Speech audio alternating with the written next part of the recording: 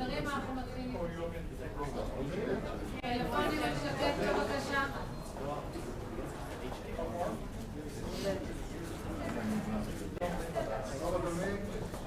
טוב, תודה רבה. No, Steve. Prime Minister, it's always a pleasure to see you. Great to be here. Wonderful to see you, please. Thank you.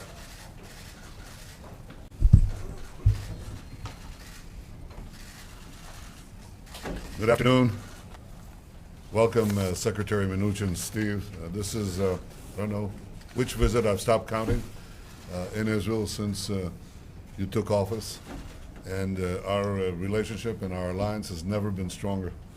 The first thing that I want to do is congratulate President Trump, the armed forces of the United States and the American people for the successful action against Baghdadi.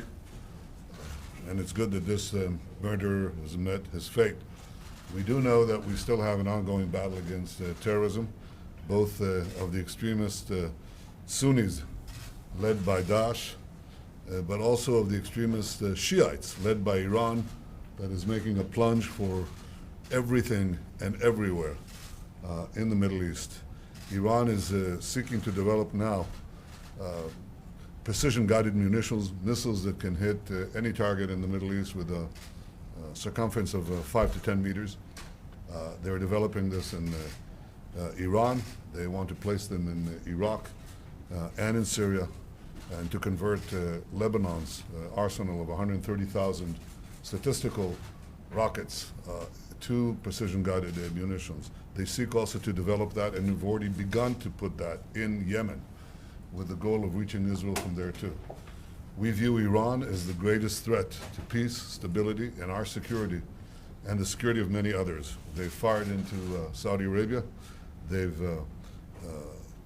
interfered with the international shipping lanes. They've attacked Americans, and they've killed Americans throughout the last 10 years in Afghanistan and elsewhere. Iran is the single greatest threat to stability and peace in the Middle East. That doesn't mean that there are no others. There are. The Middle East is rich with several things, and one of them is terrorist exporting nations and groups. So while there is a tremendous achievement yesterday in the action against the leader of Daesh, there still remains a massive effort against the other forces of terror and the terror state of Iran. We have enjoyed great support from the United States in this effort twice. One, in the military assistance that the United States generously gives us, and second, in the effort that you and President Trump lead all the time, which is the increase of sanctions against Iran. You've recently added the anti-money laundering sanctions, which apply to the banks. That's a very powerful tool, in addition to others that you put forward. And I encourage you to put even more.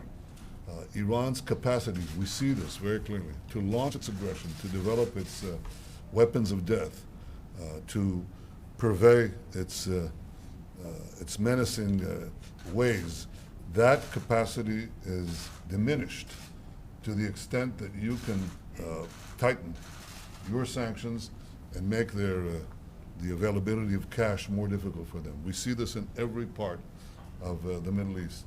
So I want to thank you for what you've been doing and encourage you, Steve, to do more, a lot more. And thank you for your friendship. Thank you. Welcome to Jerusalem.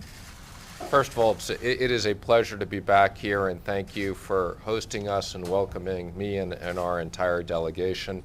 This is now my fourth official trip here since I've been Treasury Secretary.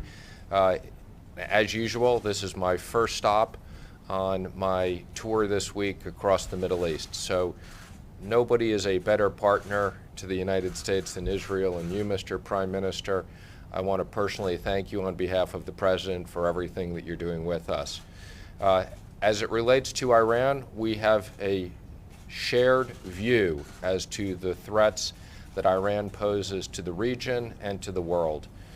We have executed on a maximum pressure campaign for sanctions. They have worked, they are working, they are cutting off the money.